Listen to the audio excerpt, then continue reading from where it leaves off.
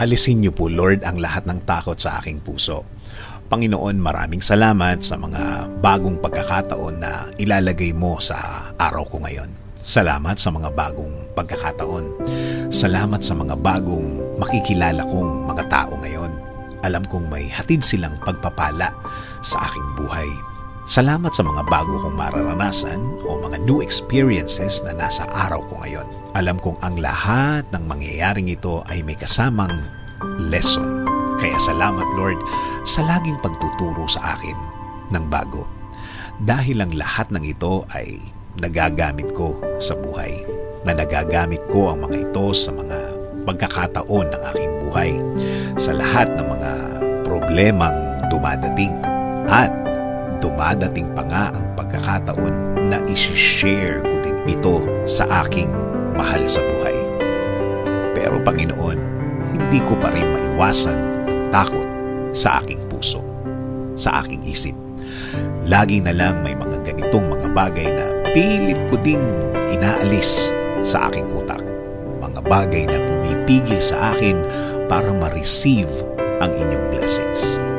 Ang mga takot ko sa tuwing may dumadating sa akin na bago, mga bagong experiences, mga bagong desisyon na dapat kong gawin sa pamilya ko at sa aking trabaho.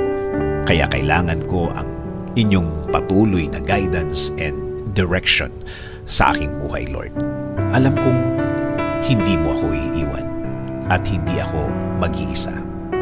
Alam kong binabantayan mo ako palagi at alam kong alam mo ang lahat ng mga nangyayari sa akin, Lord. Ikaw, Panginoon, sa iyo lang ako mag-focus, Lord. Ikaw at ikaw lang ang aking iisipin.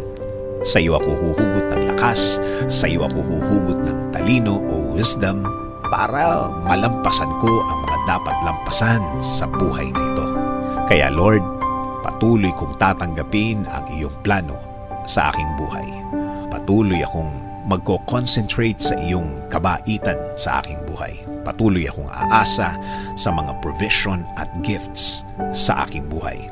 Ilagay mo po, Lord, ang mga tamang tao, mga tamang opportunity sa aking ways, Lord. Ilagay mo po sila sa aking araw-araw. Handa po ang aking puso sa iyong guidance sa akin. At ang aking pamilya, Lord.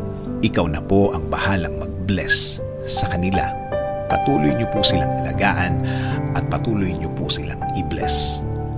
Ikaw na din, Lord, ang mag-lead at magbigay ng direksyon sa kanilang buhay. Lord, ikaw ang aking iisipin.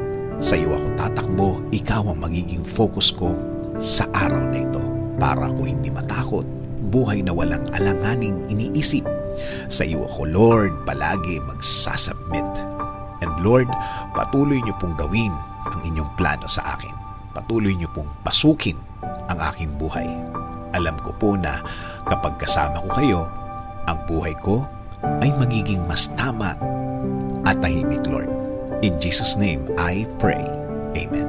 Sabi nga sa Isaiah 43:2, when you pass through the waters, I will be with you. And when you pass through the rivers, they will not sweep over you. When you walk through the fire, you will not be burned. The flames will not set you ablaze.